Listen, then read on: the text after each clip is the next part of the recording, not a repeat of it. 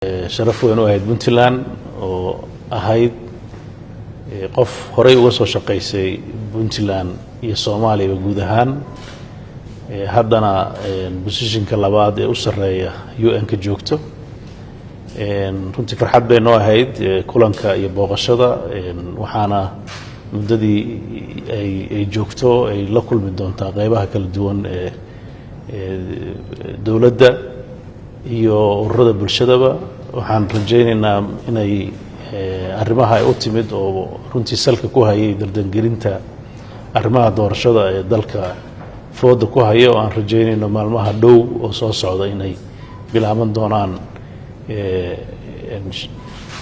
doorashooyinkii ugu horreeyay aqalka sare iyo sidoo kaleeto siday ugu kurgeli lahayd arrimaha horumarinta iyo mashaariicda ay UN-ku ka wadaan iyo guud ahaanba hay-adaha kale ee dawliga ah Puntland waxay joogi doontaa maalin kale waxay intay joogtaan insha Allah aan rajaynaynaa inay macluumaad ku filan ay ka heli doonto horu socodka iyo arrimaha ay u timid intooda badan farxad bay noo ahayd inaan ku soo dhaweyno qodobadii inta badan aan ka wada hadalna waxaan qodobo aan is-afgarad fiican iyo kala qaadasho warbixino xogaha meesha wax marayaan. This very warm welcome.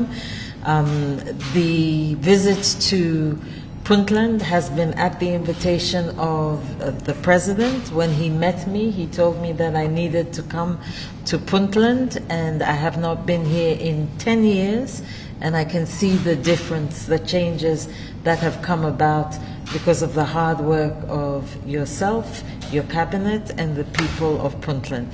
So I'm very pleased to be here today.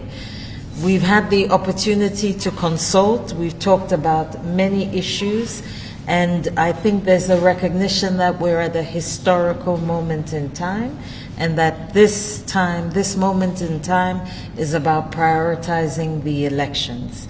We saw the federal member state presidents come together, and after much discussion and agreement that we need to move forward, or Somalia needs to move forward with the elections, and the President and I have discussed the importance of holding these elections and ensuring that they happen in a timely fashion, because without the elections it will be difficult to move forward with other priorities that Somalia has. We know that there was a meeting of the National Consultative Council. There were meetings in May, there were meetings in June. You met again last night to discuss some of the issues that will move the country in the right direction. As the United Nations, we want to commend you and welcome the constructive manner in which you have come together with Somalia's political leadership and have engaged to seek consensus on some of these intractable challenges. Some issues we talked about remain to be clarified. In particular, we discussed the need to deliver on commitments that have been made. One of the commitments I continue to advocate, I see Mr. President smiling, he knows what I'm going to talk about, is the 30% quota for women. And the President assured me that this is a priority for all the presidents, and he's looking at concrete measures to move this forward. He also mentioned some of the challenges that come with trying to ensure you have an inclusive process that includes not only the women, we talked about youth, we talked about the underrepresented, and ensuring that they have space moving forward. As we move forward, we also talked about the importance of continued cooperation, the continued cooperation of all the federal member states with the support of the international community.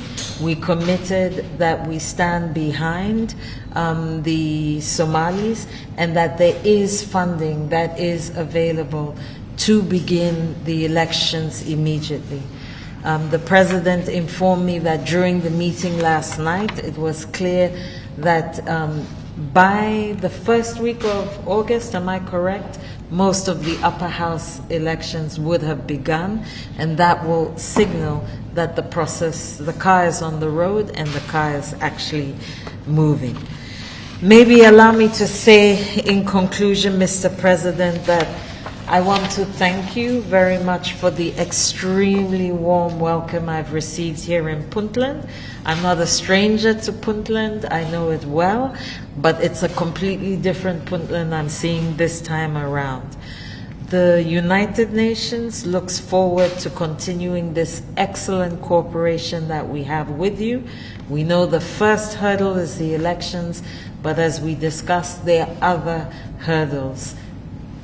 When it comes to security, when it comes to the Constitution, when we ensure, we support you in ensuring this federal experiment here in Somalia works, and that we ensure that we are supporting you